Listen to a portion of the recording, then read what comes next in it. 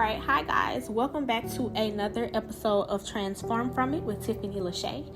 And in this episode, we will be talking about shadow work. So in the last episode, I did discuss what an ego death was and what a dark night of the soul was. And I stated that a dark night of the soul is a very transformative period in our lives. So I wanted to give you a tool that you can use in the dark night of the soul or just in general to help you transform. So if you aren't familiar with the term shadow work is a process of exploring and integrating parts of yourself that you've repressed or you are not aware of. So basically understanding and healing the rejected parts of ourselves, like negative emotions or vulnerable parts we try to hide. Now, shadow work can be done throughout life. But if you are in the beginning stages of your healing, and you can also do this throughout your healing journey, but in the beginning stages, I would suggest you do shadow work in your childhood because our childhood shapes us more than we think. Sometimes we can repress traumatic experiences in our lives because it's easier to move on from it and we don't have to deal with the hurt, pain, and trauma.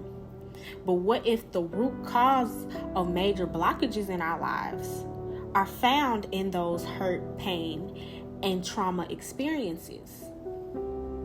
So in order to heal, you have to be able to sit with the uncomfortable parts about yourself to gain self-awareness and to help better implement self-love.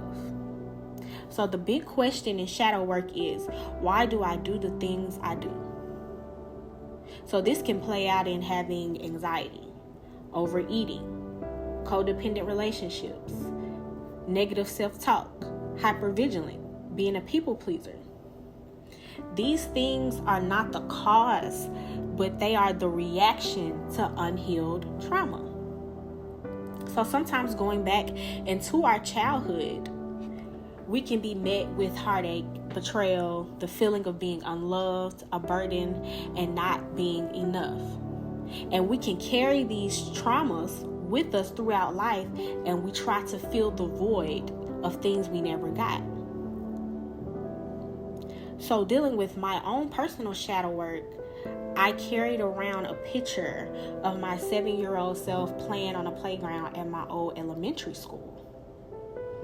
And I actually went back to my old elementary school where I was in the picture, and I could almost feel how I felt in that moment as a child. So in doing shadow work, your physical environment can invoke strong emotional responses, which brings up buried memories and feelings that we never truly dealt with. So I'm looking at this picture of my 7-year-old self and actually standing in that place, and it all came rushing back. And then I was able to identify certain things in my life that played out, because it's not the cause, but it's the response.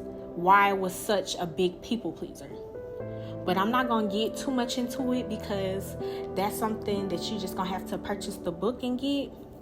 But that's what can happen in doing shadow work. But this also gives you space to heal, because I was able to tell my 7-year-old self, hey, it's okay. You don't have to carry this. You don't have to carry this heartache and pain and rejection. You can let it go.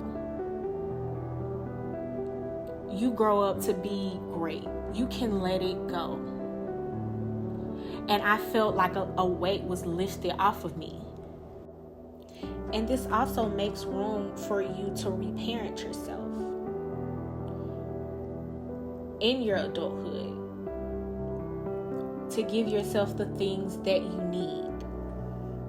And a lot of this for me was self-care.